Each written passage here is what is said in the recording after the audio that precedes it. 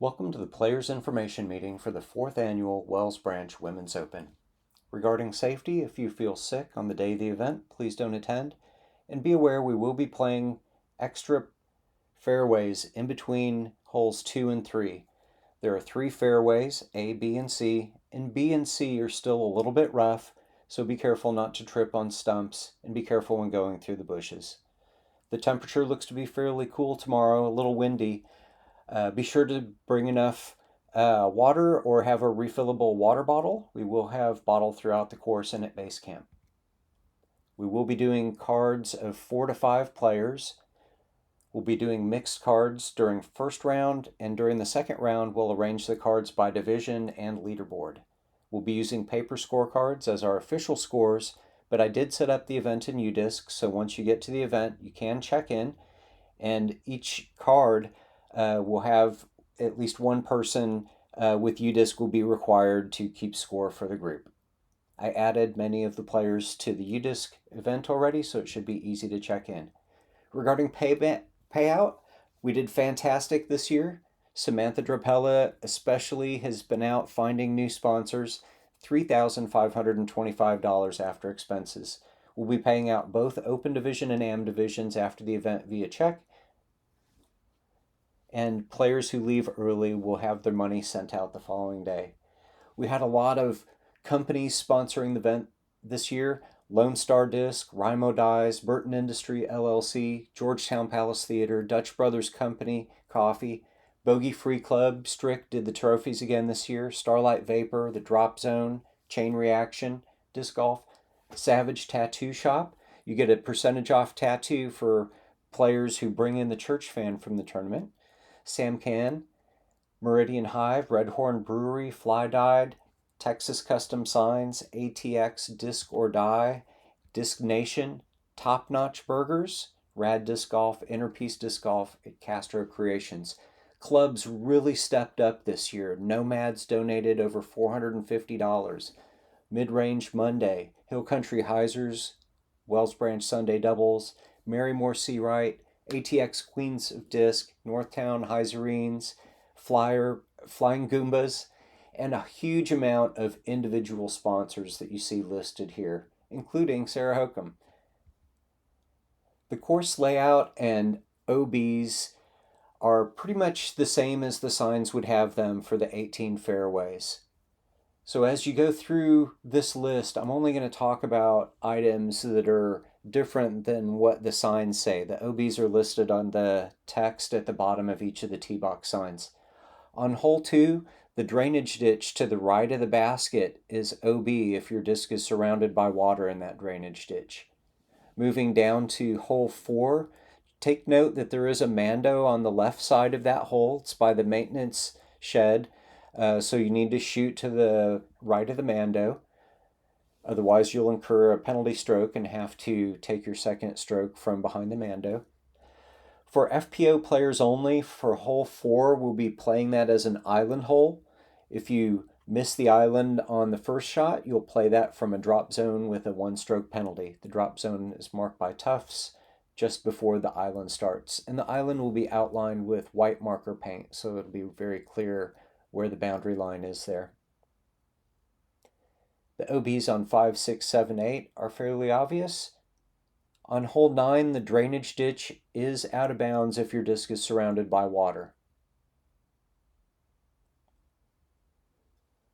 On hole 12, use the temporary tee box that is the sidewalk, and the sidewalk has a green line on it and a number 12, so it should be fairly obvious where the tee box is for that, and that's normally is a shared tee box between 12 and 13, and it causes a lot of backups in tournaments, so we've got that split out.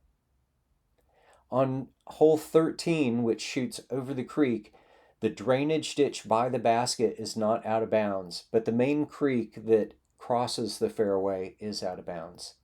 On hole 14, any water in the drainage ditch is not out of bounds at that location.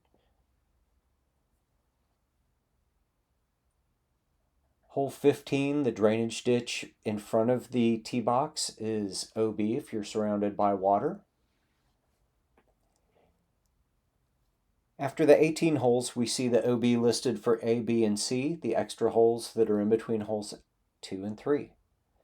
On A, the road and beyond on the left is out of bounds. And I've got a little note that for safety, after you play basket 1, there'll be a sign that points you towards the tee box for 2.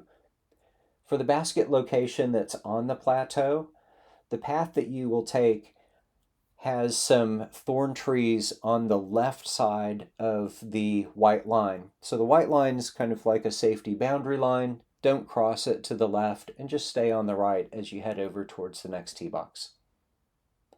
It is pretty rough area in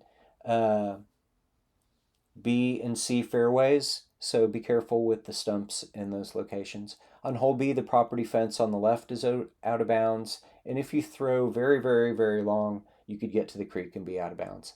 On hole C, the creek and beyond is out of bounds on the left, but I did move the tee box from its original placement earlier this week. I've moved it over to the right for safety. It should be very unlikely that you go out of bounds on this hole now. Should keep the flow going good. I've already talked about the special OB for the open division on hole 4. So let's talk about the check-in for round 1. I've tried, since we're playing extra holes this year, I started the check-in slightly earlier. So if you get to the event earlier than 9 o'clock, I'll start check-in at 8:30. Check-in will happen at in three steps. You'll check in first with me so I can record that you're here.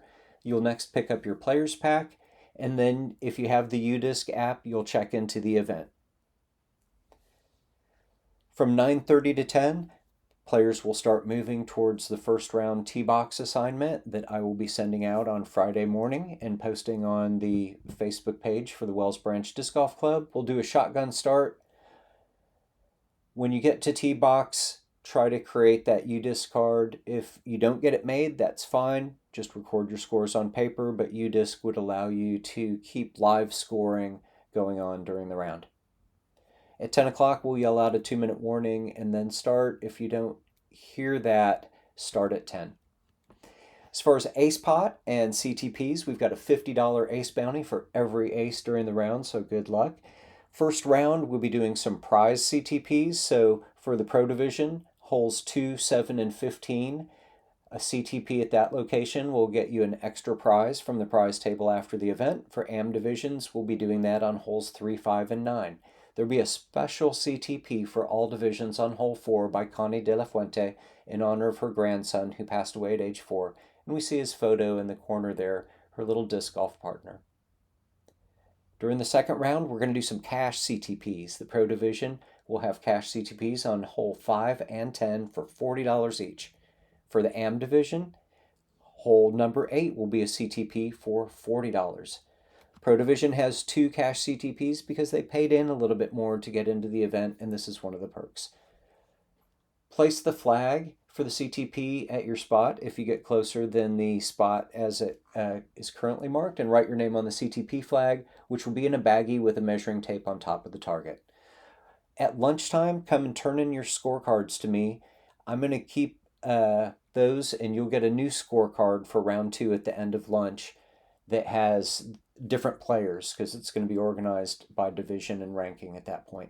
So from 1 to 2, we plan to have lunch. Lunch for players will be served between holes 1 and 2 near the extra practice basket down there. Martin Rendon will be the chef and serving up the lunch. For the players that requested a different lunch option, I'll be ordering from Thundercloud and getting that delivery during that same time frame. So grab your food, find an area to eat, maybe bring a stool or chair. Bring your own drinking container and water if possible. We'll have a cooler with some powdered Gatorade chilling at home base so that you can get some electrolytes between rounds. Baskets will also be moved to their alternate positions for round 2. Round 2 is going to start at 2 o'clock when we'll start moving to our boxes, and then at 2:15 we'll start play. Try to get your scorecard on UDisc made up. You may need to enter your round 1 final score as your starting score for round 2. It's been a while since I've been in there and done it, so we'll all learn together a little bit on this. After the round, turn in your scorecard. We'll be using UDisc to double check scores where needed. Grab a beverage. Take part in the Ring of Fire. Shane Linney will be leading a Ring of Fire while I add up the scores. We'll do door prizes. Everyone will get a door prize, so if you stick around, you'll be able to choose a prize from the prize table, and we'll also give the extra prizes for CTP winners at that time. And then we'll do trophies for division winners and the CTP cash prize winners, and we'll head home. Thank you very much, and I look forward to seeing you on Saturday, and good luck.